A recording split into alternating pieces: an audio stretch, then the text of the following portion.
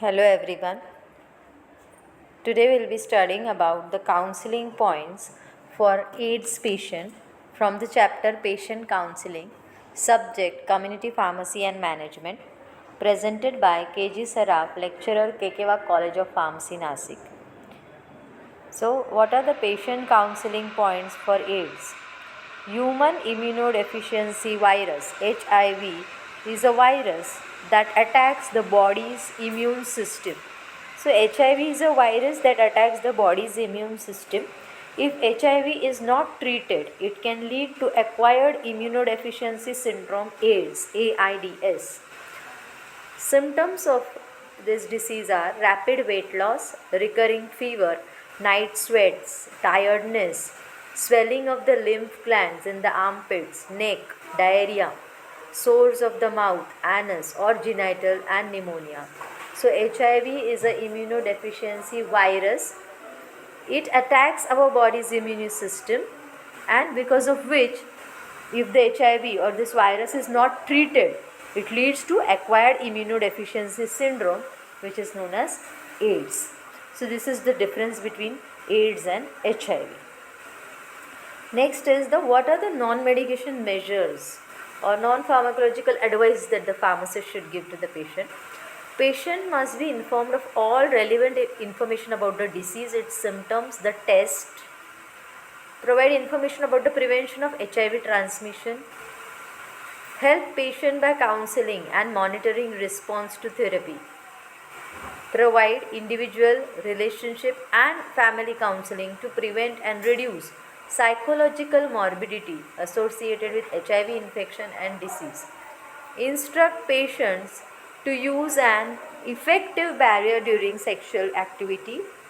Counseling should mainly focus on emotional and social issues related to infection with HIV and AIDS. So all this information should be given by the pharmacist to the patients regarding the transmission of disease, regarding family counseling which should be done to reduce the psychological morbidity. Emotional and social issues related to the infection with HIV and AIDS should be handled and counseled by the pharmacist appropriately. Next, what are the medication treatments which are given for an AIDS patient? If zidovudine is prescribed, counseling points is inform the patient that this medication controls HIV but does not cure it. Okay, ask patient to continue to take this medication even if they feel well. Ask patient if they ever had kidney disease. Advise the patient to report anemia or bone marrow problems or unusual bleeding, fever, chills during the use of this drug. Tell to take this medication 2 hours before or after taking clarithromycin. So these are the counseling points for zidovudine.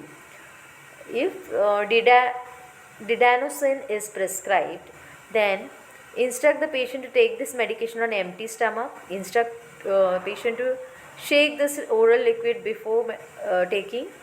Advise the patient to take this drug on empty stomach, and advise the patient not to take didanosine with allopurinol or ribavirin medications. Another drugs prescribed are abacavir. Counseling point regarding abacavir are: inquire the patient for allergic reaction to this medicine. Ask patient for existence of any chronic disease. Inform interaction of this drug with alcohol, methadone and orlistat. Advise patient to report sign or symptoms or side effects of this drug to the doctor. Then what are the counseling points if tenofovir is prescribed? Instruct patient not to mix tenofovir with oral powder with liquid. Not to mix tenofovir oral powder with liquid. Advise patient not to discontinue the therapy as virus may become resistant to medications.